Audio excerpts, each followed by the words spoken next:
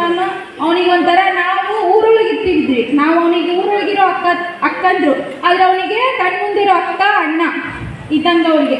ಅವನಿಗೆ ಎಷ್ಟು ಕಷ್ಟಪಟ್ಟಾನಂದ್ರೆ ಸ್ಕೂಲ್ ಒಳಗಿರುವಾಗೂ ಕಷ್ಟಪಟ್ಟಾನ, ಕಾಲೇಜಿಗೆ ಎಲ್ಲದ್ರಾಗೂ ಕಷ್ಟಪಟ್ಟಾನ. ಅವನಿಗೆ ಇರೋದು ನಾವು ಹೇಳೋದಷ್ಟೇ, ನಿನಗೆ ಯಾರು ಅಲ್ಲ ಅಂತಾರ ಅವ್ರ ಮುಂದೆ ನೀನು ಹೌದು ಅಣ್ಣಂಗೆ ಇರ್ಬೇಕು, ಅದಷ್ಟೇ ಹೇಳೋದು ನಿನಗೆ.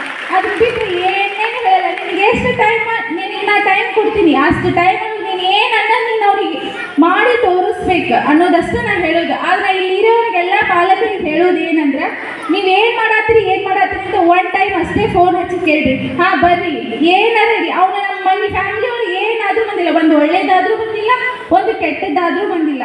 ನಮ್ಮ ಅಕ್ಕನ ಡೆಲಿವರಿ ಆದಾಗ ಬಂದಿಲ್ಲ, ನನ್ನ ಆಪರೇಷನ್ ಆದಾಗ ಬಂದಿಲ್ಲ, ಏನಾದರೂ ಬಂದಿಲ್ಲ. ಅಕ್ಕ ನಾ ಬರೋದು ಯಾವಾಗ, ನಿಮ್ಮನ್ನು ಸ್ಟೇಜ್ ಮೇಲೆ ಹತ್ತಿಸ್ತೀನಲ್ಲ ಆವಾಗ ಬರ್ತೀನಿ, ಆವಾಗ ನಿಮ್ಮನ್ನು ಏನಾರ ಮಂದಿ ನೋಡ್ತಾರೆ, ಮಂದಿ ಜೊತೆ ಹೋಗಿ ನಾವು ಬದುಕೋಕ್ಕಾಗಲ್ಲ.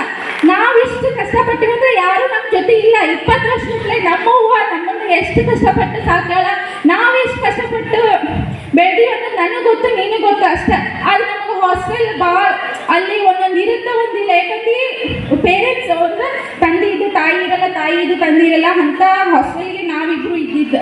ಅಲ್ಲಿ ಇರುತ್ತೆ ಏನಂದ್ರೆ ನಮ್ಗೀಗ ಒಂದು ಕಲಿಯೋದಕ್ಕೊಂದು ಅವಕಾಶ ಸಿಕ್ಕೈತಿ, ಏನದ ಅದು ಆಪರ್ಚುನಿಟಿನ ಚಲೋ ಯೂಸ್ ಮಾಡ್ಕೊಂಡ, ಹಂಗಂತ ನಾವು ಅದನ್ನು ಮರೆಯೋಕ್ಕಾಗಂಗಿಲ್ಲ.